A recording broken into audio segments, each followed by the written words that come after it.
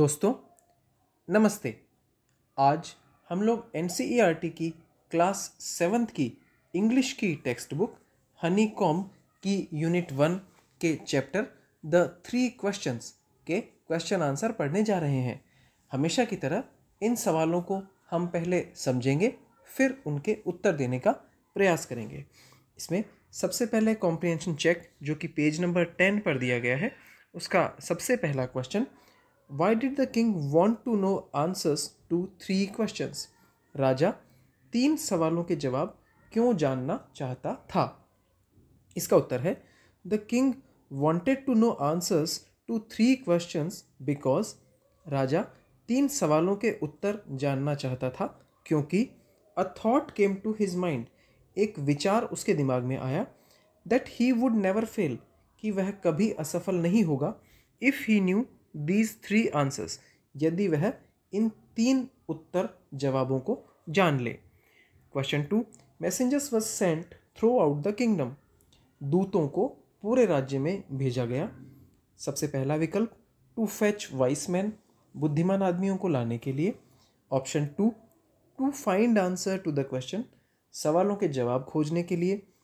Option 3, to look for the wise hermit, बुद्धिमान सन्यासी को देखने या खोजने के लिए। Option 4, to announce a reward, एक इनाम की घोषणा करने के लिए। फॉर दोज, उनके लिए, who could answer the question, जो सवालों के जवाब दे सके। मार्क योर चॉइस, अपनी पसंद बताइए। इसका उत्तर है option 2, to find answer to the question. इसके बाद पेज नंबर 14 पे जो कॉम्प्रिहेंशन चेक दिया गया है, Complete the following sentences by adding the appropriate parts of the sentences given in the box. Box में जो उचित वाक्यों के भाग या हिस्से दिए गए हैं उनको जोड़कर सेंटेंसेस को पूरा करना है। तो सबसे पहला sentence, Many wise men answered the king's question, but their answers were so varied that the king was not satisfied. इसमें जो अंडरलाइन वाला पोर्शन है वह हमने बॉक्स में से लेके ऐड किया हुआ है। बहुत से बुद्धिमान आदमियों ने राजा के सवालों के जवाब दिए, लेकिन उनके उत्तर इतने अलग अलग थे कि राजा संतुष्ट नहीं हुआ। Someone suggested that there should be a council of wise men. कुछ लोगों ने सुझाव दिए कि एक बुद्धिमान आदमियों की परिषद होनी चाहिए to help the king act at the right time, जो राजा को सही समय पर कार्य करने में मदद करे। Someone else, और किसी ने सजेस्टेड, सुझाव दिया that the king should have a time table and follow it strictly, राजा के पास एक समय सारणी होनी चाहिए और राजा को उसका कड़ाई से पालन करना चाहिए। The king requested the hermit to answer 3 questions, राजा ने सन्यासी से प्रार्थना की कि वह 3 सवालों के जवाब दे। 5, the king washed and dressed the bearded man's wound, राजा ने दाढ़ी वाले आदमी के घाव को धोया और उस पर ड्रेसिंग या पट्टी की।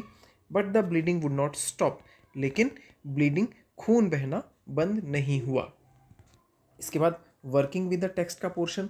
सबसे पहले पहला question, why was the king advised to go to magicians, राजा को जादूगरों के पास जाने की सलाह क्यों दी गई?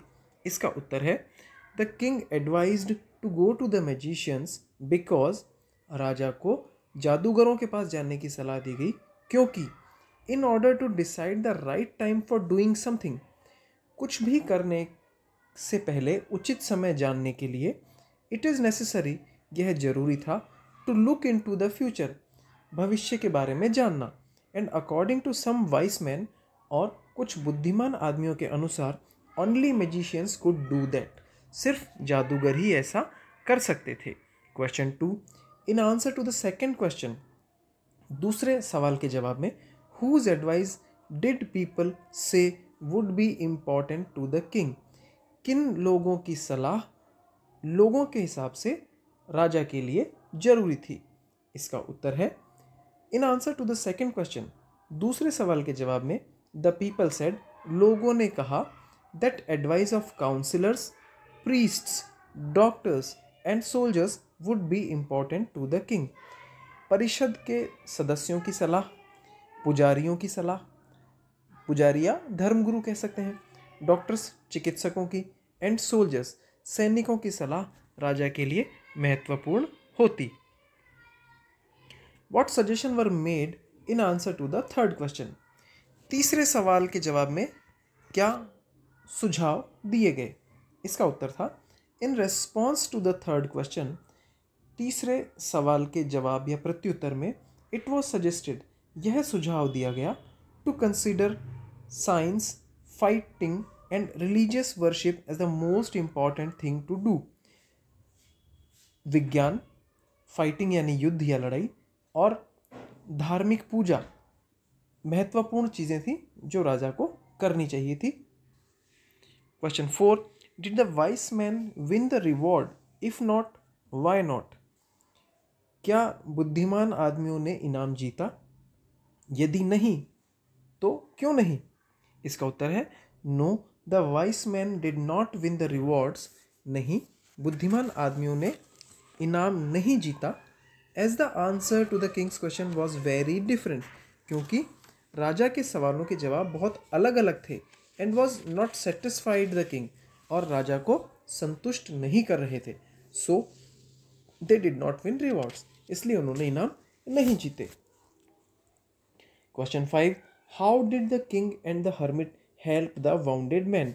राजा और सन्यासी ने चोटिल या घायल आदमी की मदद, सहायता कैसे की?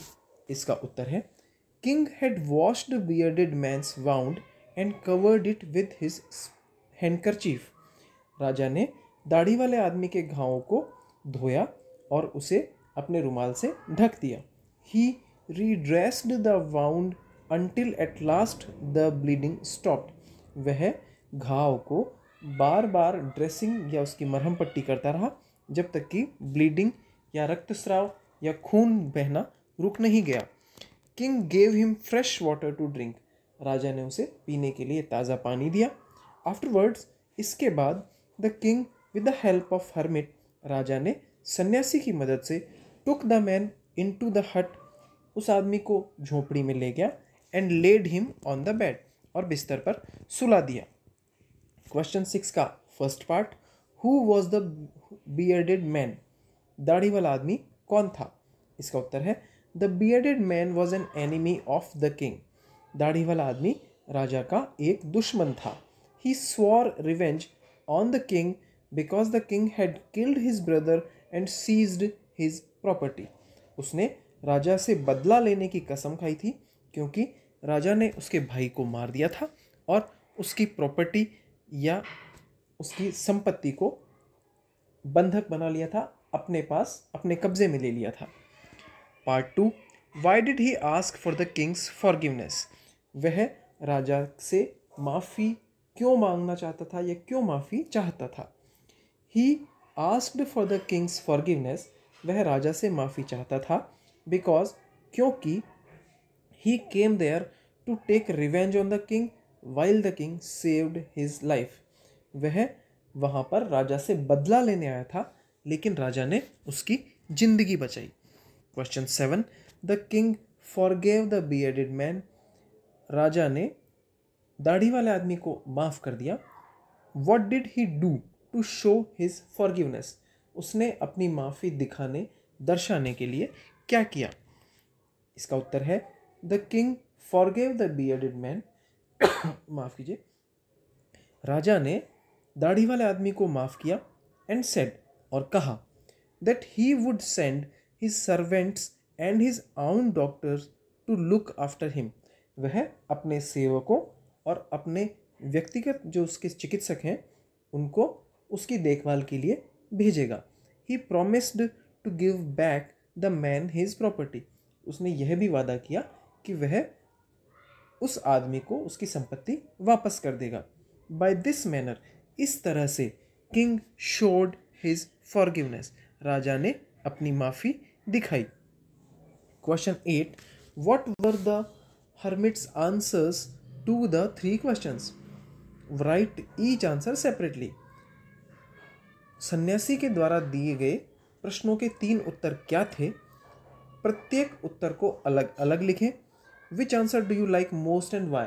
किस उत्तर को आप सबसे ज़्यादा पसंद करते हैं और क्यों?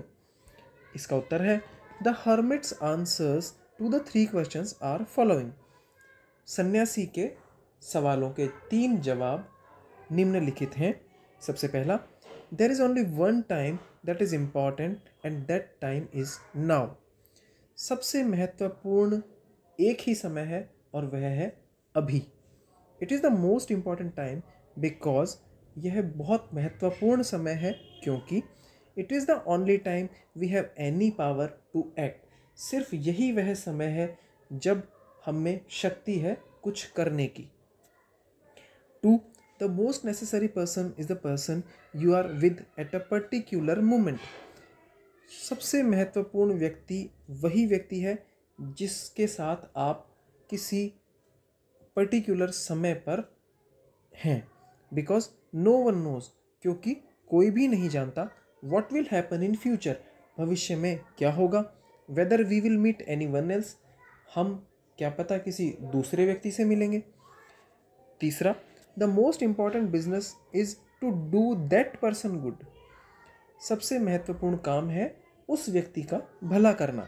Because we were sent into this world for that purpose alone, क्योंकि हमें इस संसार में सिर्फ इसी उद्देश्य के लिए भेजा गया है।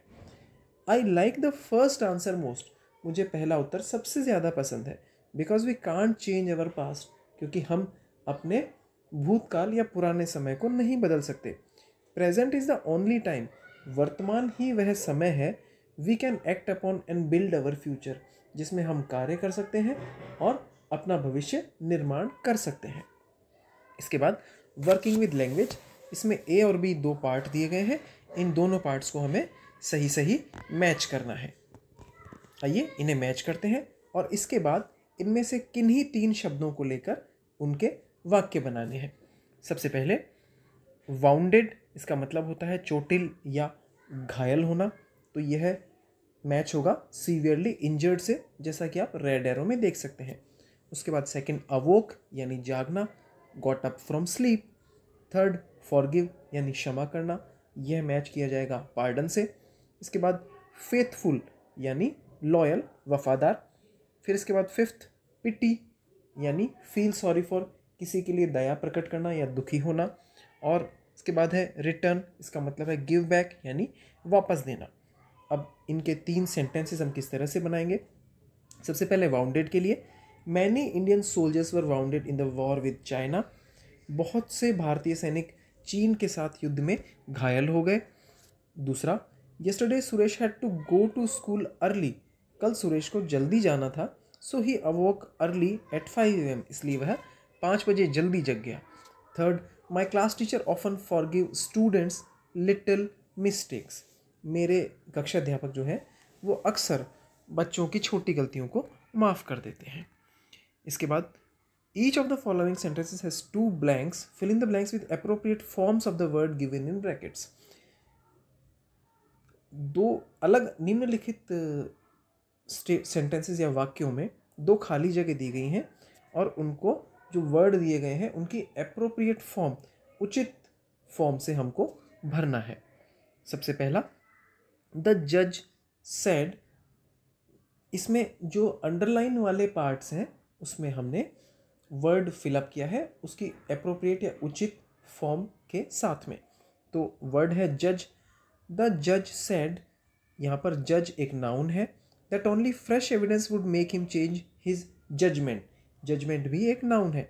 जज ने कहा, यह एक पद है, तो जज जो पद पर बैठे हैं उन्होंने कहा कि सिर्फ ताज़े जो साक्ष्य हैं, अभी कहने का मतलब जो अभी साक्ष्य हैं वो उनके जजमेंट यानी निर्णय को बदल सकते हैं।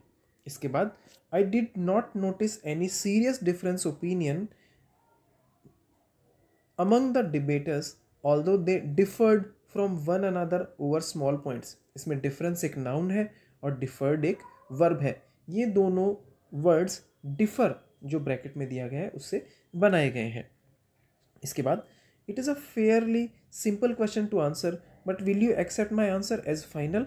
आंसर वर्ड दिया गया था, उसकी जगह दोनों जो सेंटेंसेस थे जहाँ पर ब्लैंक स्पेस थे वहाँ पर हमने आंसर ही वर्ड भरा है। यहाँ पे इसके फॉर्म को चेंज करने की ज़रूरत नहीं आई। Fourth, it is not necessary that necessity should always be the mother of invention.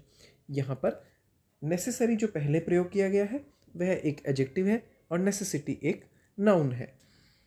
Fifth, hermits are wise man, how they acquire their wisdom no one can tell. यहाँ पर वाइस जो शब्द ब्रैकेट में दिया गया था उसको सबसे पहले पार्ट में हमने एक एडजेक्टिव के तौर पर वाइस शब्द यूज़ किया और विजडम जो कि एक नाउन है उसे कन्वर्ट करके यूज़ किया। उसके बाद sixth, the committee has decided to make Jagdish captain of the team. Decided verb है, ब्रैकेट में डिसाइड वर्ड दिया गया है, उसको हमने यहाँ पे डिसाइडेड नाउन के तौर पे प्रयोग किया। और इसके बाद में the decision is likely, decision एक नाउन है, उसके तौर पे हमने इसे प्रयोग किया। डिसाइडेड वर्ब था, डिसीजन नाउन। इसके बाद seventh, asking for forgiveness is as noble as willingness to forgive. यहाँ पर माफ़ कीजिए, फॉरगिव वर्ड दिया गया है, फॉरगिवनेस उसे हमने नाउन में कन्वर्ट किया और फॉरगिव हमने उसे वर्ब के रूप में प्रयोग किया। Speaking and writing, imagine you are the king, कल्पना कीजिए कि आप एक राजा हैं। Narrate the incident of your meeting the hermit begin like this, अपनी सन्यासी से जो आपकी बातचीत हुई उसकी घटना को वर्णन करो। बिगिन लाइक दिस, इस तरह से शुरुआत करें। The wise man answered my questions, बुद्धिमान लोगों ने मेरे सवालों के जवाब दिए। But I was not satisfied with their answers, लेकिन मैं उनके जवाबों से संतुष्ट नहीं हुआ। One day I decided to go and meet the hermit, एक दिन मैंने जाने का और सन्यासी से मिलने का निश्चय किया। The wise man answered my questions but I was not satisfied with their answers, बुद्धिमान लोगों ने मेरे सवालों के जवाब दिए लेकिन मैं उनसे संतुष्ट नहीं हुआ। One day I decided to go and meet the hermit, एक दिन मैंने सन्यासी से मिलने और जाने का निश्चय किया। I had left the army behind and went to meet the hermit, मैंने सेना को पीछे छोड़ा और सन्यासी से मिलने चला गया। He was digging the beds outside the हट, वह झोंपड़ी के बाहर क्यारियां खोद रहे थे। I asked him the same 3 questions, मैंने उनसे वही 3 सवाल पूछे। He did not answer and continued his work, उन्होंने सवालों के जवाब नहीं दिए और अपना काम चालू रखा। I had took his spade and started digging the beds, मैंने उनसे उनका फावड़ा जो था खोदने का वह ले लिया और क्यारियां खोदने लगा। I had asked him again the same questions but he did not answer me, मैंने उनसे वापस वही सवाल पूछे लेकिन उन्होंने मुझे उत्तर नहीं दिया। एट द टाइम, उसी समय, a bearded man came there, एक दाढ़ी वाला आदमी वहाँ आया। There was a lot of bleeding from his stomach, उसके पेट से बहुत खून बह रहा था। I tied a bandage on his stomach till his blood stopped, मैंने उसके पेट पर पट्टी बांधी या उसकी मरहम पट्टी की जब तक कि उसका खून रुक नहीं गया। We gave water to him, हमने उसे पीने के लिए पानी दिया। टुक हिम टू द हट, उसे झोंपड़ी में ले गए। And put him to sleep, और सोने के लिए लेटा दिया। Next day he told us, अगले दिन उसने बताया, that I was your enemy but you saved my life, मैं आपका दुश्मन हूँ लेकिन आपने मेरी जिंदगी बचाई। So I would be your most loyal man now, तो मैं आज से आपका सबसे वफादार आदमी बनकर रहूँगा। After that I repeated questions in front of the hermit, इसके बाद मैंने सन्यासी के सामने उन प्रश्नों को वापस दोहराया।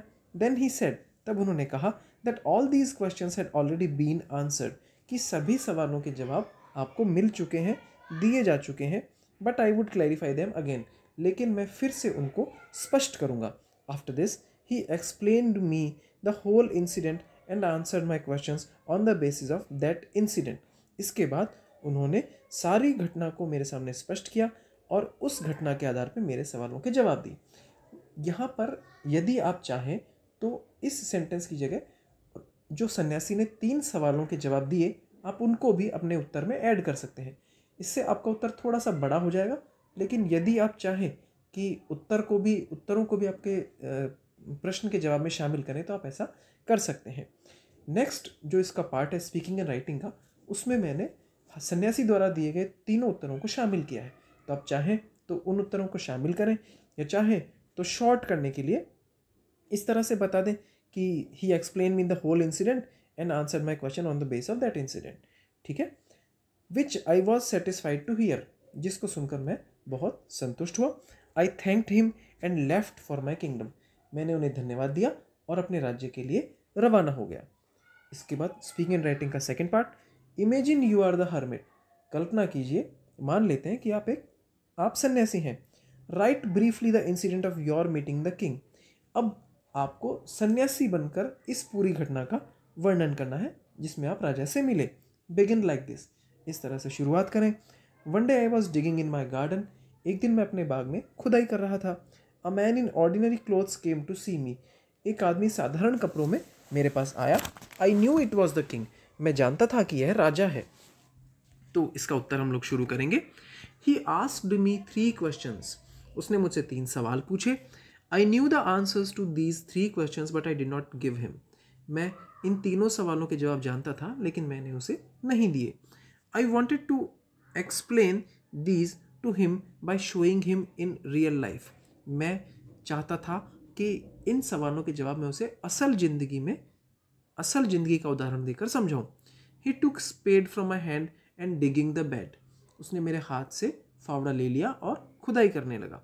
After some time a bearded man who wanted to kill him came there, कुछ समय बाद एक दाढ़ी वाला आदमी जो उसे मारना चाहता था वहां आया।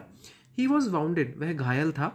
King repeatedly bandaged his wound and both of us together give him water and put him to sleep in the hut, राजा ने बार बार उसके घावों पर पट्टी बांधी और हम दोनों ने उसे पानी पिलाया और सुलाने के लिए झोपड़ी में ले गए। इन नेक्स्ट डे मॉर्निंग, अगले दिन सुबह, ही टोल्ड द किंग, उसने राजा को बताया the whole story about why he came to take revenge on the king, कि वह राजा से बदला लेने वहाँ क्यों आया है। But due to the good behaviour of the king, लेकिन राजा के अच्छे व्यवहार के कारण, he would always be loyal to the king, वह राजा का हमेशा वफादार रहेगा। आफ्टर हियरिंग दिस, यह सुनने के बाद, king asked me again the same 3 questions, राजा ने मुझसे वही 3 सवाल वापस पूछे। And then I told him, और मैंने उसे बताया that you had got the answer yesterday, कि आपको सवालों के जवाब तो कल ही मिल गए थे। But I will tell you the answer again, लेकिन मैं आपको इन सवालों के जवाब दोबारा बताऊंगा। The time which is the most important is now, समय जो सबसे महत्वपूर्ण है वह अभी है। Because it is the only time we can act, क्योंकि यही वह समय है जब हम कुछ कर सकते हैं। The most important man is the man you are with a particular moment, सबसे महत्वपूर्ण आदमी वही है जब आप किसी समय पर उसके साथ हैं। एंड द किसी दिए गए समय पर उसके साथ हैं। And the most important thing, और सबसे महत्वपूर्ण चीज़ है, is to do something good for that man, उस आदमी के लिए, उस आदमी के भले के लिए कुछ करना। Because you are sent into this world for that purpose alone, क्योंकि आपको संसार में सिर्फ इसी उद्देश्य के लिए भेजा गया है।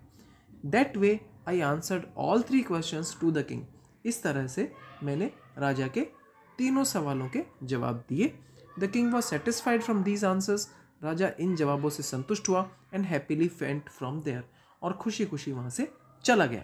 इस तरह से इस चैप्टर के क्वेश्चन आंसर्स कंप्लीट हुए हैं। यदि आपको इससे संबंधित कोई भी सुझाव या समस्या या शिकायत है तो कृपया कमेंट बॉक्स में ज़रूर लिखें। यदि आपको यह वीडियो अच्छा लगा तो कृपया इसे लाइक, चैनल को सब्सक्राइब और शेयर ज़रूर करें। वीडियो देखने के लिए आपका बहुत बहुत धन्यवाद।